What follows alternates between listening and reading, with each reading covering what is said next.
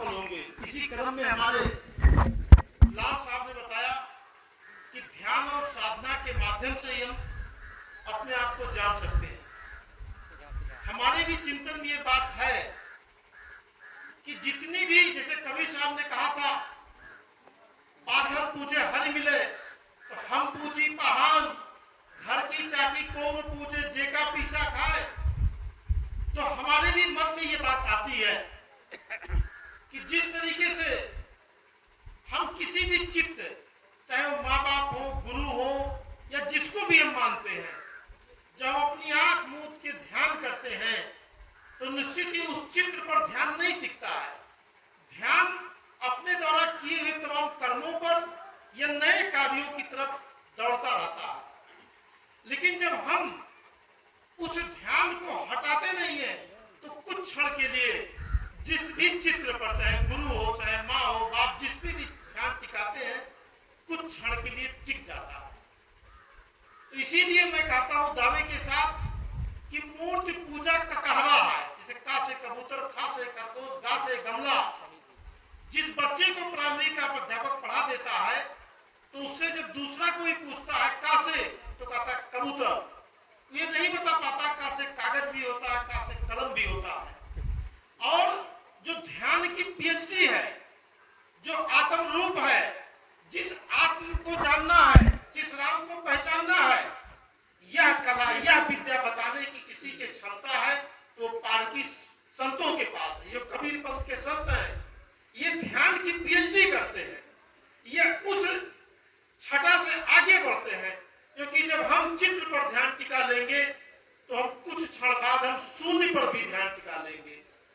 और जब हम एक क्षण ऐसा आएगा खालीपन पर ध्यान टिकाएंगे तो मान लीजिए कि हम ही कबीरो बुद्ध हो गए। जिसने अपने इस जीवन में खालीपन पर ध्यान कर लिया वही कबीर बुद्ध रैदास हो गया। तो हमको जो ध्यान और साधना है, तो जिन लोगों के बीच, जिन लोगों को सुनने आए हैं, ये लोग प्राइमरी के अध्यापक नहीं है, ये सभी प्रोफेसर हैं यूनिवर्सिटियों के। कबीर पंथ का प्रत्येक संत यूनिवर्सिटी का प्रोफेसर होता है। इनसे आप ध्यान साधना जिस दिन सीख लेंगे उस दिन अपने आप को जान जाएंगे, सजग हो जाएंगे और अपने जीवन की सजगता के प्रहरी हो जाएंगे। तो निश्चित ही इस जीवन में आपके अंदर भय, भरम नाम की चीज नहीं बचेगी और तब अपने आत्मा को, अपने अंतरात्मा को जान जाएंगे और तब आपको मालूम हो जाएगा कि वही जो कहा जाता है कि मृग ढूंढे बनमाई, तो हम जिस मृग को बाहर ढूंढ रहे हैं वो मृग मेरे भीतर है। तो हम अपने आप को पहचान लेंगे तो किसी भी ईश्वर को, किसी भी देवी देवता को ढूंढने के लिए हमको मठ मंदिर नहीं भागना होगा। हम अपने एकांत में अपने आप को जान लेंगे और दुनिया का कोई ऐसा काम नहीं है, शायद विद्युत से भी तेज गति से ये मन चलता है, ये आत्मा चलती है।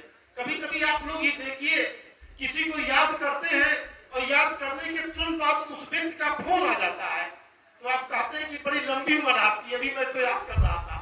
तो ये मन की तरंगे हैं। ये टेलीफोन के आविष्कार ने सिद्ध कर दिया कि हम अमेरिका में बैठ के अगर हिंदुस्तान के व्यक्ति से बात करना चाहें तो जो ध्यानी है उसको टेलीफोन लगाने की जरूरत नहीं है। हम यही आपका नाम लेंगे, आप भी वहां ध्यान में बैठ जाएंगे, हम आप जो बात कर लेंगे, बाद में पूछिएगा कि हम यही जवाब चाहते थे, तो आपको लगेगा मेरा मन ये तो पहले जवाब दे चुका है। तो ध्यान की साधना बहुत बड़ी साधना है और ध्यान साधना के सिद्ध महापुरुष थे कबीर साहब ने ध्यान उनका सिद्ध था। और जिस तपोस्थली पे आप बैठते हैं ये पारखी संतों की तपोस्थली है। यहाँ से रामसूरत साहब की प्रेरणा से हजारों लोगों ने, पूरे देश से हजारों लोगों ने घर बार छोड़ के संत मार्ग पे आए। इलाहाबाद, छत्तीसगढ़, अयोध्या।